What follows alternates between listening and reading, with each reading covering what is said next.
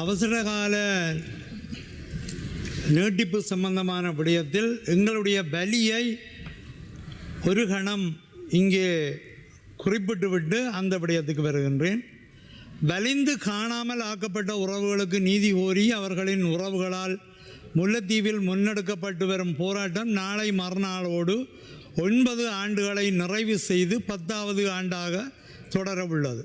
என்னுடைய மகன் வருவான், என்னுடைய மகள் வருவாள், என்னுடைய கணவன் வருவார், என்னுடைய மனைவி வருவார், என்னுடைய அப்பா வருவார், என்னுடைய அம்மா வருவார் என்ற எதிர்பார்ப்புகளோடு நாளும் காத்திருந்து மாறி வரும் அரசுகளையும் நம்பி ஏமாந்து பன்னாடுகளிடமும் நீதி கேட்டு ஏங்கியே ஒவ்வொரு உறவும் ஏக்கத்தோடு மரணிக்கின்றனர். இலங்கை அரசின் பிள்ளை உளவியல், பெண்ணிய விடுதலை, பாலின சமத்துவம், மனித உரிமை, முதியோர் நலன் பேணல் அனைத்துமே காணாமலாக்கப்பட்ட எங்கள் உறவுகளுக்கான உங்களின் நீதியில் பொய்த்து போயுள்ளது. மத்திய கிழக்கின் அதிர்வுகளுக்கே அவசர நிலை தேடும் உங்களுக்கு அருகில் உள்ள எங்களின் அவதிகள் எப்போதுதான் புரிய போகிறதோ என்று இந்த சபையிலே நான் கேட்டுக்கொள்வதோடு அவசரகால நிலைமை சம்பந்தமாக வருகின்றேன். மற்றொரு அவசரகால நீட்டிப்பையும் மறுப்பதே எமது கடன், எமது இலங்கை தமிழரசு கட்சியின் கடன். பேரவையை தலைமை தாங்கும் பிரதி சபாநாயகர் அவர்களே, பொதுமக்கள் பாதுகாப்பு கட்டளை சட்டத்தின் கீழ் 26/2/28 2477 சாயோடு 46ஆம் இலக்க அதிவிசேட வர்த்தமானி மூலம் இலங்கையின் அரச தலைவரால் கொண்டுவரப்பட்ட அவசரகால நிலை கடந்த 2026/2/28 தொடக்கம் நீட்டிக்கப்பட்டுள்ளது. நாட்டின் மீதான இறைமை கேள்விக்குள்ளாக்கப்பட்டு மத்திய கிழக்கில் பரவும் போர்ச்சூழல் இலங்கை தீவையும் பாதிப்பதை நாம் எல்லோரும் உணர்கின்றோம். தீவுக்குரிய எரிசக்தி வளங்கள், வெளிநாட்டு வேலைவாய்ப்பு, சுற்றுலாத்துறை, கடலியல் சேவைகள், நாட்டுக்குரிய அந்நிய செலாவணி போன்ற துறைகள் உலகளாவிய சூழமைவோடு நெருக்கமாக பிணைக்கப்பட்டிருப்பதால் இத்துறைகளில் ஏற்படுகின்ற பாதிப்பு எமது நாட்டு மக்களின் வாழ்வாதாரத்தையும் நேரடியாக பாதிக்கின்றது. உலக ஒழுங்கில் ஏற்படுகின்ற பொருளாதார அதிர்வுகளுக்கு ஏற்ப நாடு தயார்படுத்தப்படுவதாக கடந்த 2026/3 அன்று ஜனாதிபதி அவர்களால் தெரிவிக்கப்பட்டது. கிட்டத்தட்ட ஒரு மாதம் அளவுக்கான தாங்குதிறன் தொடர்பாகவும் எதிர்கால விரிவாக்கம் தொடர்பாகவும் எடுத்துரைக்கப்பட்டது. எரிபொருள் சேமிப்பு, சுத்திகரிப்பு திறன், அத்தியாவசிய சேவைகளின் பராமரிப்பு, கடந்த கால நெருக்கடி நிலை தொடராதிருக்கும் வகையிலான இயல்தகு ஏற்பாடுகள் தொடர்பாகவும் ஜனாதிபதி அவர்களின் குறித்த உரையில் தெரிவிக்கப்பட்டது. மேற்படியான இடர் நிலைகளை எதிர்கொள்வதிலும் அவற்றை கடந்து வருவதிலும் அவசரகால நடைமுறைகளுக்கு அப்பால் பாராளுமன்ற உறுப்பினர்களாக, வடகிழக்கின் சார்பாளர்களாக இவ்வரசாங்கத்தின் நேரிய முயற்சிகளுக்கு எமது ஆதரவு உண்டு என்பதை இந்த பேரவையிலே தெரிவிக்க விரும்புகின்றேன். ஏனெனில் பொருளாதார நெருக்கடியையும் எரிபொருளுக்கான தட்டுப்பாட்டையும் தெற்கை விட நாங்கள் நன்றாக அறிந்தவர்கள். சொந்த தீவுகளுக்குள்ளாகவே அரசின் பொருளாதார தடைக்குள்ளும் தற்சார்போடு வாழ்ந்தவர்கள். எனவே அத்தகைய சூழல் மீண்டும் ஒருபோதும் ஏற்படாதிருப்பதை உறுதிப்படுத்துவதுதான் இந்த சபையில் உள்ள எம் அனைவரும் பொறுப்பு. அதே வேளையில் பேரவையின் தலைவர் அவர்களே, இவ்வாறு பொருளாதார நெருக்கடியும் அதன் விளைவுகளும் எங்களுக்கு புதிதானவை அல்லவோ, அதுபோலவே தான் இந்த அவசரகால நடைமுறையும். தற்போது நீட்டிக்கப்பட்டுள்ள அவசரகால நிலை தற்போதைய உலகளாவிய சூழலில் அத்தியாவசிய சேவைகள், பொருளாதார உறுதி, தேசிய பாதுகாப்பை உறுதிப்படுத்தல் போன்ற கூறப்பட்ட நோக்கங்களுக்காக மட்டும் பயன்படுத்தப்படுவதை இந்த அரசாங்கம், இந்த பேரவையும் உறுதிப்படுத்த வேண்டும்.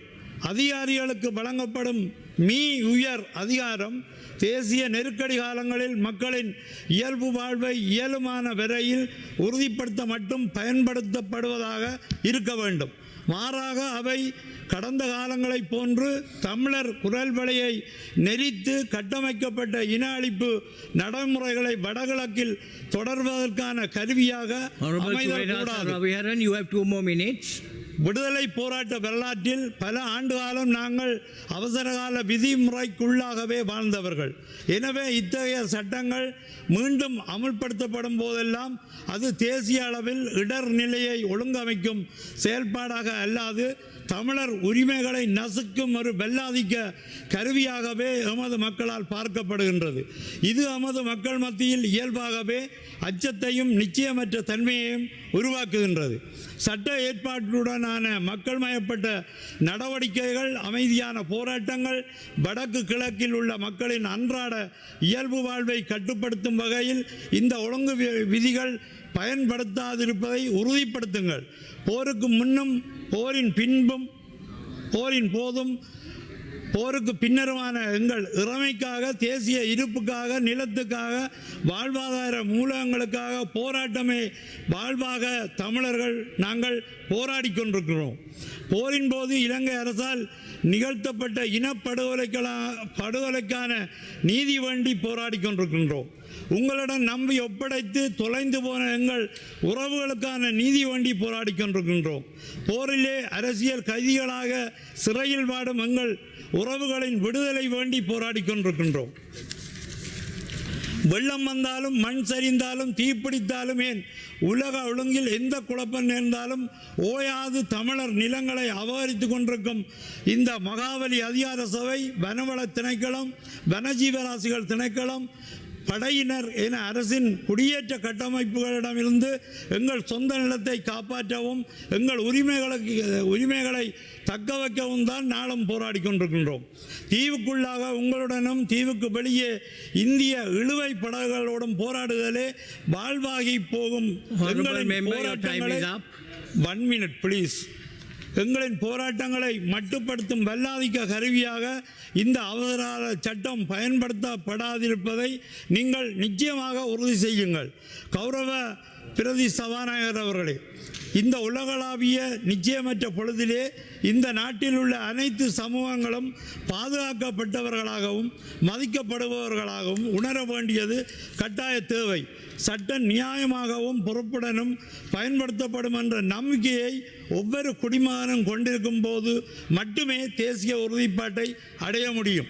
எனவே தற்போதைய உலகளாவிய நெருக்கடியின் பொருளாதார மற்றும் சமூக பாதிப்புகளில் இருந்து நாட்டை பாதுகாப்பதற்கான அரசாங்கத்தின் முயற்சிகளுக்கு அவசர கால சட்ட முறைகளுக்கு அப்பால் நாம் ஆதரிக்கும் அதேவேளை அவசரகால விதிமுறைகளுக்கு உள்ளும் புறமாக எங்களுக்கான கடந்த கால நீதியே இன்னும் தேக்க நிலையில் உள்ளபோது அவற்றுக்கான போராட்டமே எங்களின் வாழ்வாகும் போது மற்றொரு அவசரகால நீட்டிப்பையும் மறுப்பதுதான் எங்களுடைய கடமை.